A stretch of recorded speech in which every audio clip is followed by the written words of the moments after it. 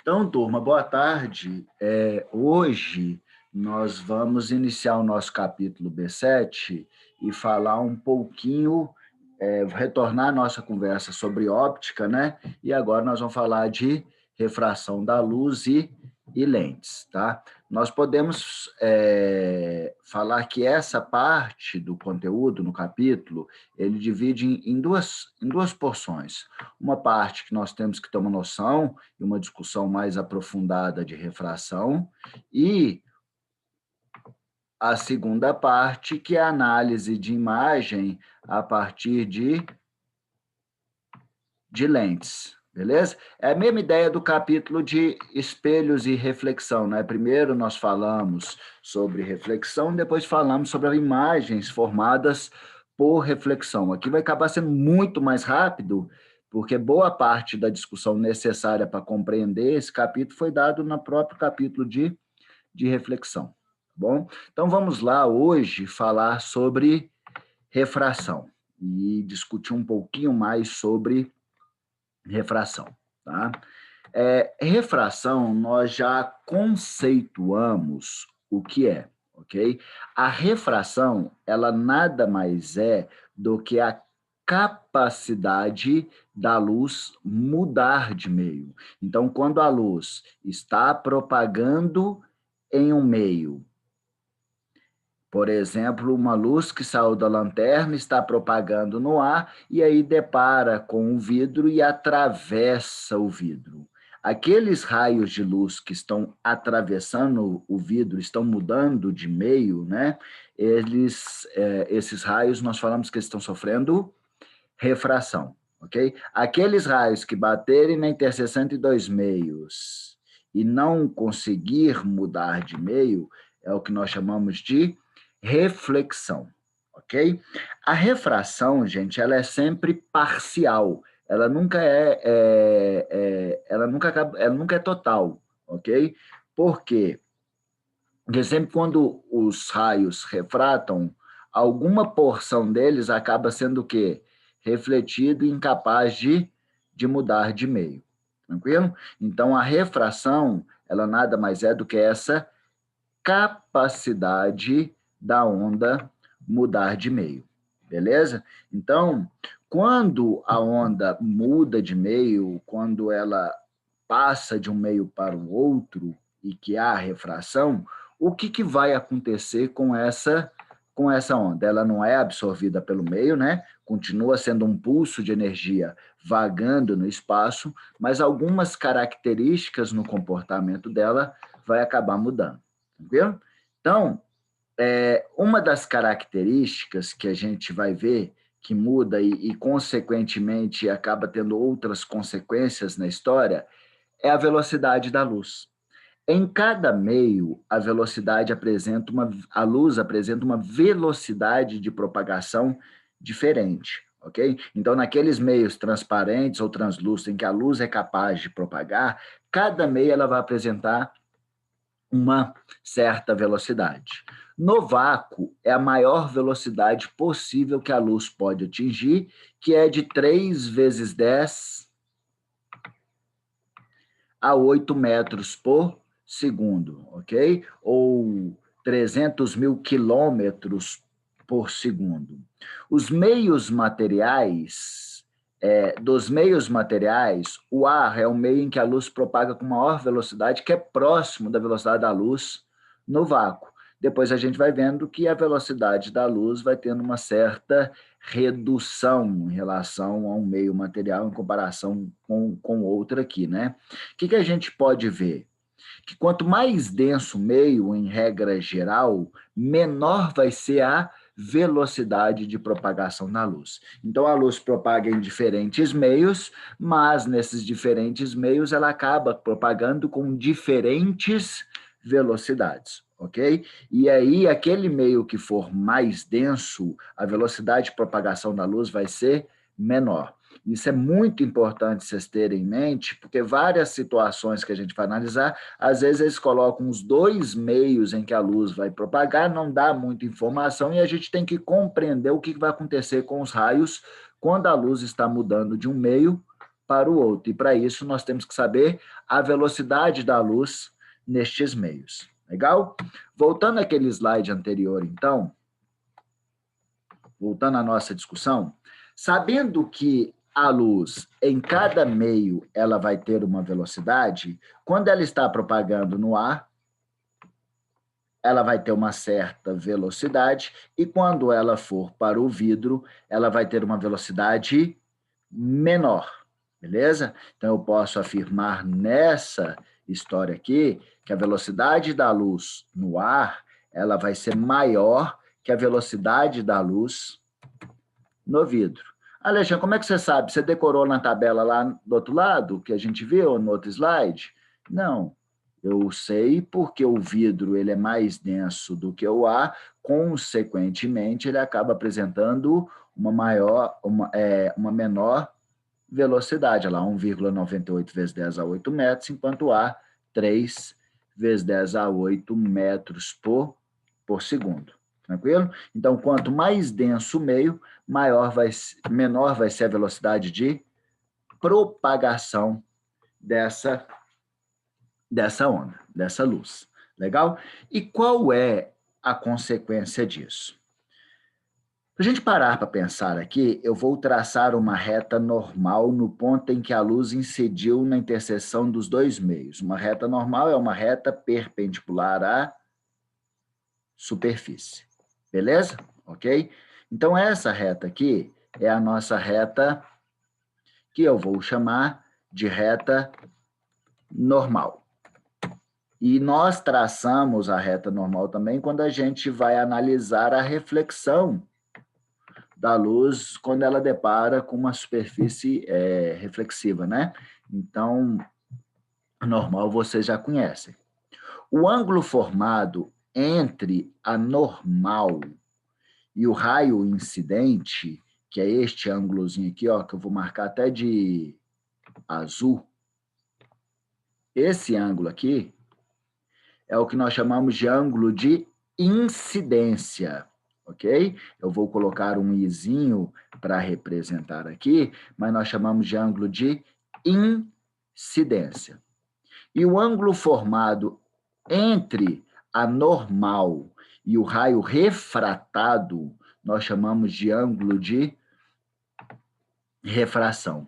Então, este ângulo formado entre a normal e o raio refratado, nós chamamos de ângulo de refração, que eu vou apresentar com um Rzinho aqui maiúsculo. Beleza? Pode ser minúsculo mesmo. O ângulo de refração. Foi? Beleza? Legal. O que eu quero que vocês entendam aqui? Quando essa luz está indo de um meio para o outro, ela vai... Uma das coisas, uma das transformações que a gente já viu é que a velocidade dela vai alterar. Então, quando ela está indo do ar para o vidro, vai haver uma redução na velocidade dessa luz. Lembrando que essa redução ou ganho de velocidade não é devido à existência de uma aceleração, isso acontece de forma instantânea. Mudou de meio, a velocidade alterou. O processo de gerar aceleração em estruturas materiais, em corpos. E luz é meramente energia, são pulsos de energia que, inclusive, eu nem consigo gerar força nela, né? Uma vez que força é a interação entre dois corpos. Então, essa mudança acontece de forma instantânea. E por que a velocidade altera? Quando a gente vai estudar ondulatória, nós não estudamos ainda, mas acredito que muito de vocês devem lembrar disso, que a velocidade da onda propagando, ela pode ser determinada por... Eu vou colocar L aqui, porque eu não sei representar o símbolo de lambda, como o comprimento da onda, né? Vezes a sua frequência de propagação. Ok? Quando a gente for em ondulatória, nós vamos aprofundar um pouquinho mais nessa equação, ok? Em que o comprimento da onda é a distância entre uma crista e um vale. Então, esse aqui seria o comprimento de uma onda.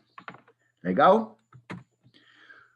Quando a onda, então, muda de meio, que há uma alteração na sua velocidade, obrigatoriamente um desses dois ou os dois vão ter que alterar. Não é? Porque se a velocidade aumentar, ou o comprimento, ou a frequência teve que aumentar para que essa equação seja verdade. Então, o que acontece? Quem estabelece a frequência da onda é a fonte emissora.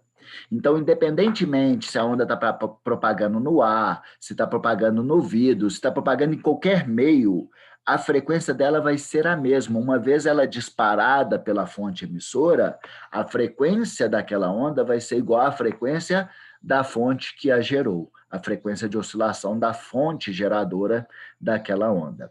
Então, o que vocês têm que compreender? Que quando uma onda, e isso já caiu pra caramba em vestibular, quando uma onda ela muda de meio, há uma alteração da velocidade, quanto mais denso o meio, menor a velocidade. Mas essa alteração da velocidade, a alteração da velocidade se dá pela alteração do comprimento da onda, uma vez que a frequência ela é constante. Então, o que acontece? Eu tenho uma onda que foi emitida por essa lanterna com uma certa frequência e um certo comprimento, e essa onda vai vagando no espaço. Por mais que nós representamos por uma seta, lembrar que é uma onda formada por cristas e vales, ok? Quando ela mudar de meio aqui, do ar para o vidro, o que aconteceu? Houve uma redução da velocidade. Para haver uma redução da velocidade, teve que acontecer uma redução do comprimento da onda. Aí a onda vai ficar mais estreita, menos comprida, ok? Então, a primeira coisa que vocês têm que saber sobre refração é capacidade da luz mudar de meio. Legal. A segunda coisa, se mudou de meio, pode alterar a velocidade. Em regra geral, altera, salvo as exceções, quando os meios são muito parecidos um com o outro.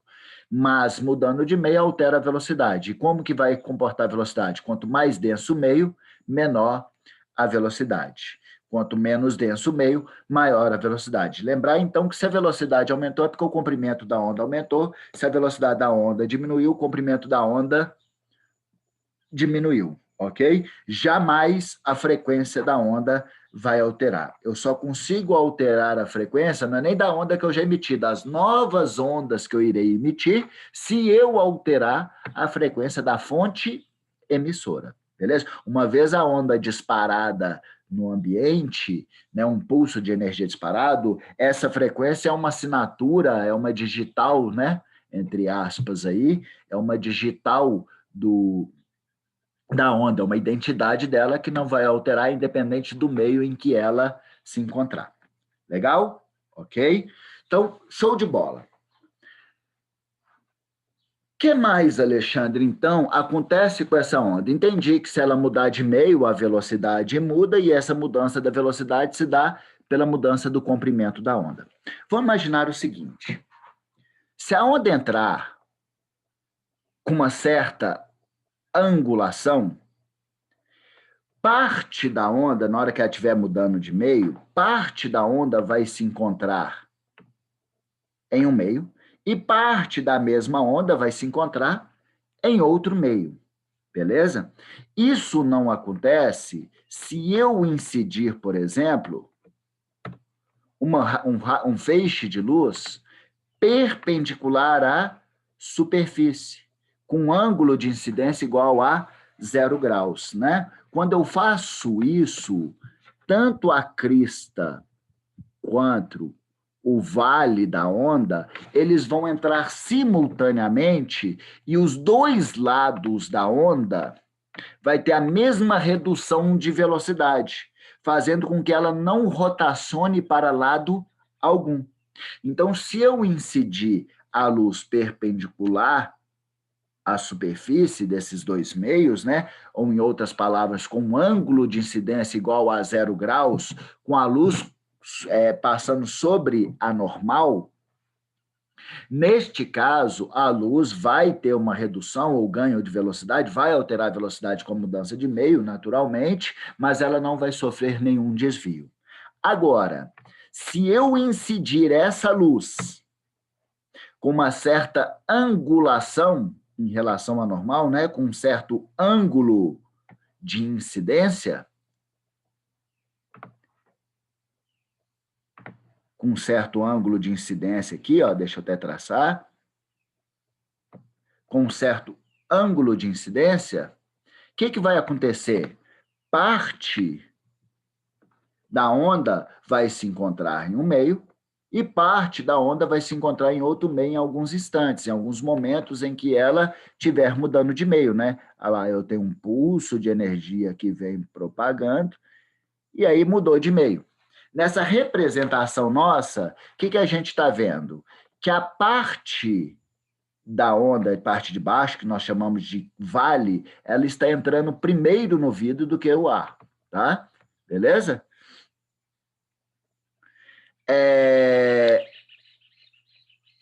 Daqui a pouco eu te respondo, João. 2 segundinhos que aí eu só encerro esse raciocínio e eu te respondo a sua pergunta, tá bom? Então vamos lá. Só para eu concluir com vocês esse raciocínio. Essa parte de baixo da onda, ela vai estar, então, propagando com velocidade diferente que a parte superior da onda. A parte de cima está sempre entrando depois do que a parte de baixo. Isso quer dizer que na hora que esse pulso estiver mudando de meio, vai ter um momento que o vale vai estar no vidro e vai ter uma certa velocidade, ok?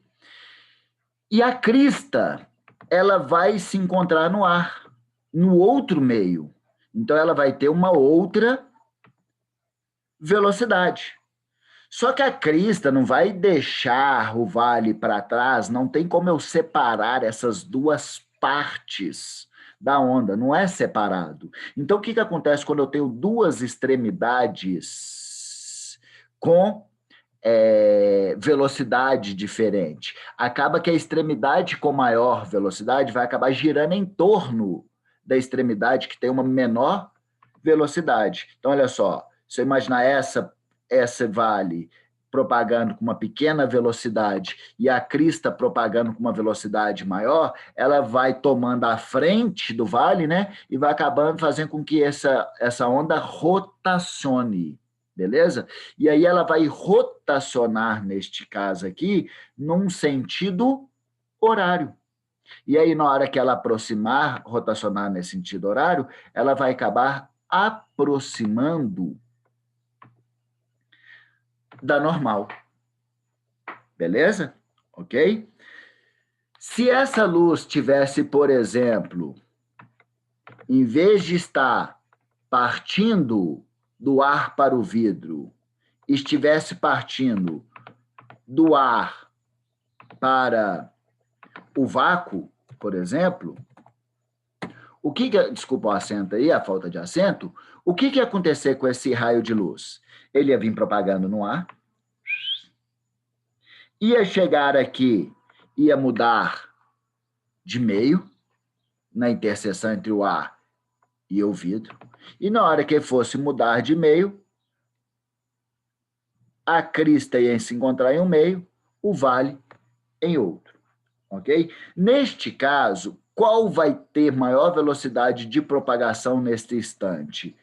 A parte da onda que está no vácuo ou a parte da onda que está no ar? A parte da onda que está no vácuo. Então, se eu imaginar a velocidade dessa luz aqui no vale, vai ser maior que a velocidade da luz na crista, ok? E aí, o que acontece? Como a velocidade do vale é maior que na crista, o vale vai gerar em torno da crista, gerando uma rotação, neste caso aqui, anti-horário. E aí, esse pulso de energia, essa luz vai acabar fazendo o quê?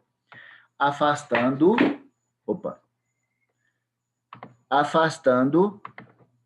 da normal. Então, em vez dela vir em linha reta, né, sem sofrer desvio ou aproximar da normal, como o vale vai ter uma velocidade maior, ele vai acabar rotacionando aqui, anti-horário, afastando da normal.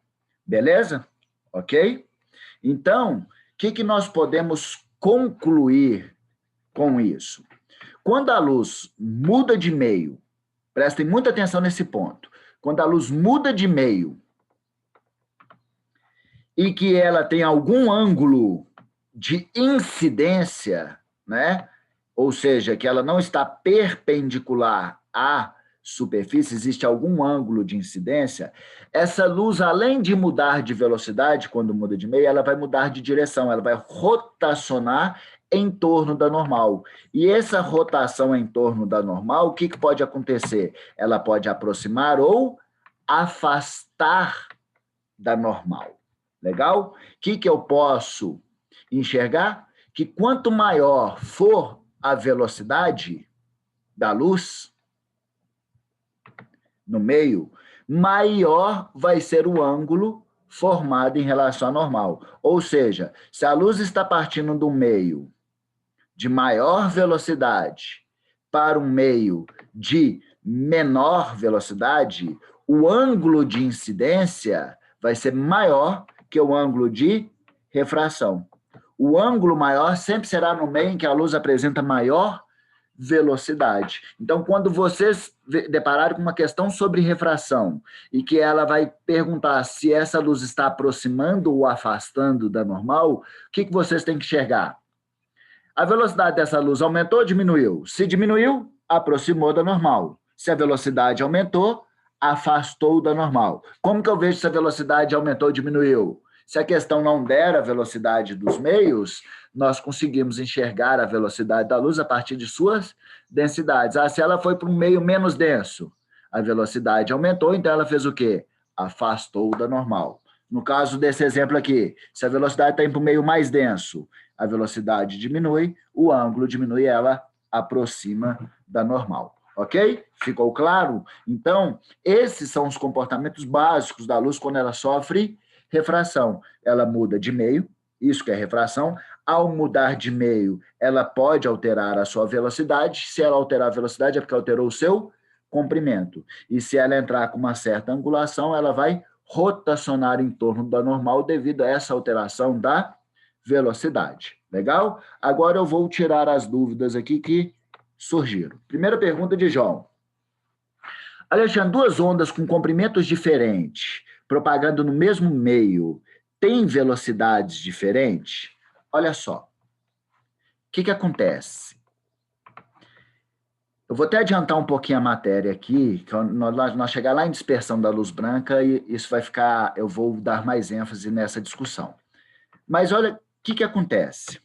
Quando nós falamos de meio pouco refringente, nós vamos ver esse termo, em que a luz tem muita velocidade, por exemplo, vácuo e ar, são meios pouquíssimos refringentes, que têm baixo índice de refração. Daqui a pouquinho a gente vai ver isso, índice de refração.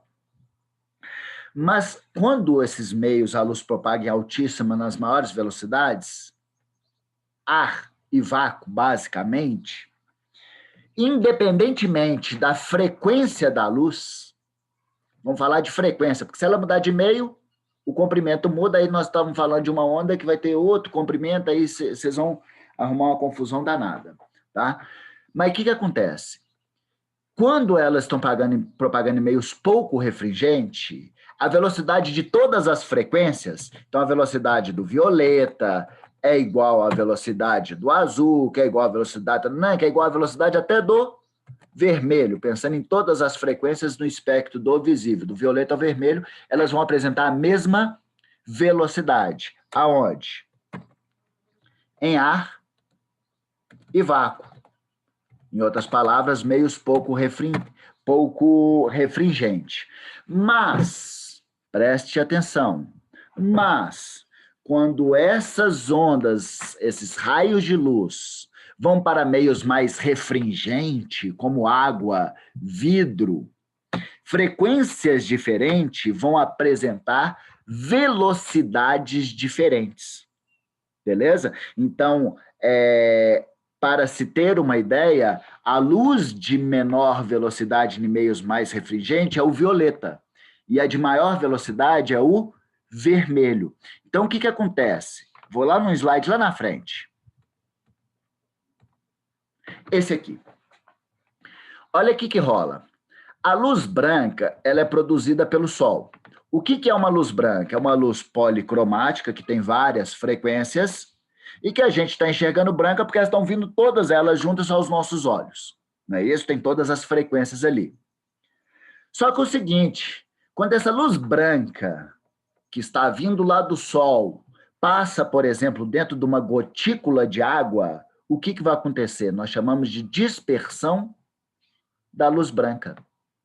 Ela vai separar. Por que ela vai separar? Porque em meios mais densos, a velocidade de propagação de frequências diferentes de luz vai ter velocidade diferente. Então, elas acabam sofrendo desvios diferentes. E isso que nós chamamos de dispersão da luz branca. Ok? Então, respondendo à pergunta, Alexandre, comprimentos de onda diferente vão ter velocidade diferente no mesmo meio? Depende. Se eu estiver falando de meios pouco refringentes, de baixa densidade, de altíssima velocidade, como ar e vácuo, independentemente do comprimento da luz, elas vão ter a mesma velocidade de propagação. No entanto, quando essa luz vai para um meio mais refringente, comprimentos diferentes vão apresentar velocidade diferente. Mas, às vezes, a gente fica falando comprimento, fala de frequência, tá? Que é a assinatura da onda, é a identidade dela. Beleza? Então, frequências diferentes vão ter a mesma velocidade em meios pouco refringentes, mas em meios muito refringentes, elas têm velocidade diferente, e por isso que a luz branca se separa quando entra numa gotícula d'água. Chamamos de dispersão da luz branca. Legal? Respondeu, João?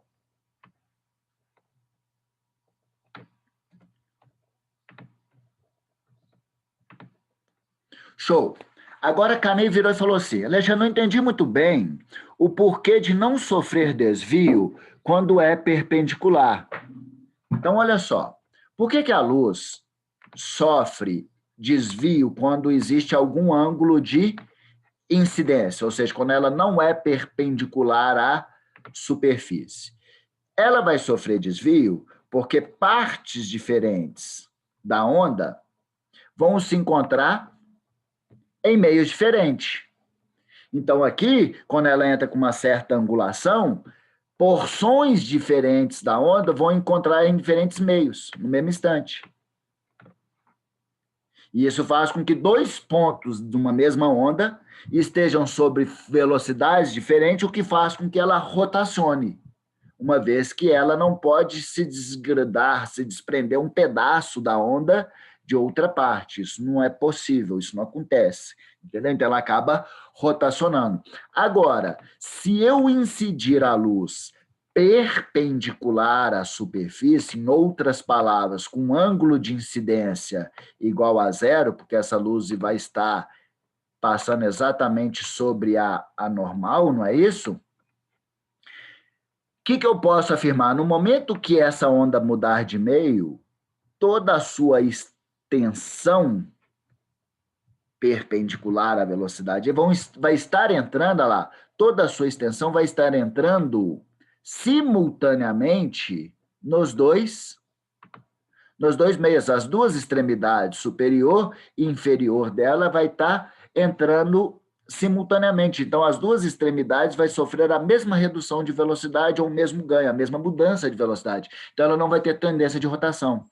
Uma onda só rotaciona quando as suas extremidades apresentam velocidades diferentes. E isso só vai acontecer em situação em que há ângulo de incidência. Se não houver ângulo de incidência, as duas extremidades vão estar entrando simultaneamente no meio e, consequentemente, não vai haver uma tendência de rotação. Legal? Ficou claro? E se rotacionar, para que lado que ela rotacione? Lembre que ela sempre vai rotacionar ficando a de menor velocidade na região central e o ponto de maior velocidade que vai girar em torno do ponto de menor velocidade, ok? Então, se a crista tiver com menor velocidade, o vale gira em torno da crista. Se o vale tiver com menor velocidade, a crista gira em torno do vale. Legal? Então, show de bola. Essa é a nossa discussão sobre refração. Conceitos básicos, né, de refração. O que é?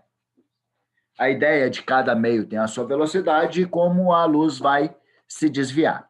Só que é o seguinte, quando a galera ia trabalhar com análise de velocidade, análise de comportamento da luz, refração, ficava extremamente chato de trabalhar e cansativo, porque trabalhava-se com valores muito altos, né? Valores extremamente extensos para ser trabalhado. Então, só para simplificar os valores de análise dentro da refração, e foi só por isso que foi criado o índice de refração, que foi determinado essa grandeza que nós vamos falar agora, índice de refração, ok? A luz, quando ela propaga em um meio, em cada meio que ela propagar, ela terá o seu índice de refração, ok? O que é o índice de refração? É uma grandeza adimensional, não tem unidade de medida, que foi determinada simplesmente a partir de uma razão entre duas velocidades. Quais velocidades? O C, que é a velocidade da luz no vácuo, sobre a velocidade da luz no meio. Beleza? Ok? Então, o que eu posso concluir com isso aqui? Cada meio vai ter seu índice de refração. A velocidade da luz no vácuo, ela é uma constante. Então, para todos os meios que eu for calcular o índice de refração, o numerador vai ser o mesmo, é a velocidade da luz no vácuo. Só que a velocidade, o V aqui, é a velocidade da luz no meio. Qual meio? O meio em questão. Então, se eu quero determinar o índice de refração da luz no ar, eu pego o quê? Velocidade da luz no vácuo, dividido pela velocidade da luz no ar. Aí eu quero calcular o índice de refração do diamante, eu pego velocidade da luz no vácuo e divido pela velocidade da luz no diamante. Então, o que vai acontecer?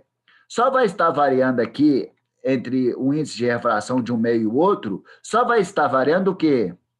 A velocidade da luz no meio, o denominador, porque o numerador é uma constante, que é a velocidade da luz no vácuo. Então, quanto menor for a velocidade da luz no meio, maior vai ser o seu índice de refração.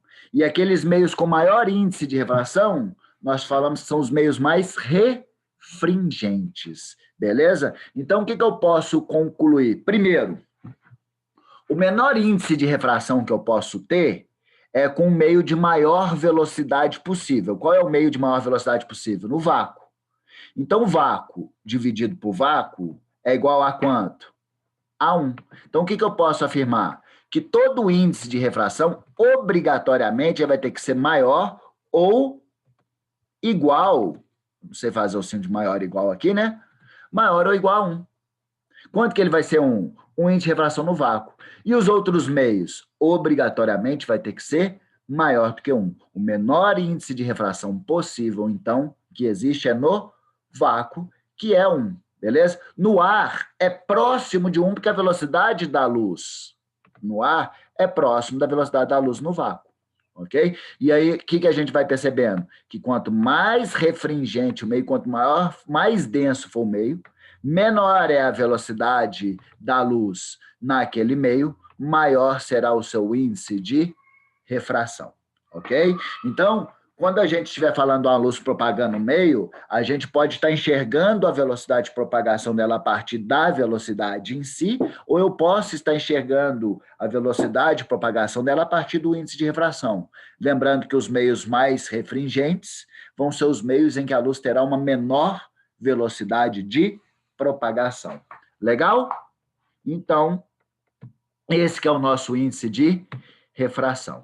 E aí, nós vamos entrar nas leis da refração. Só que falta 2 minutinhos para encerrar o link, então eu vou encerrar o link e vou mandar um novamente para a gente, para a gente caminhar para leis da refração, tá? Aí, antes de iniciar, se vocês tiverem alguma dúvida, nós vamos esclarecendo as dúvidas e passamos para a segunda parte aí da teoria dessa aula de hoje, tá bom? Então, deixa eu dar uma encerrada aqui. Já vai.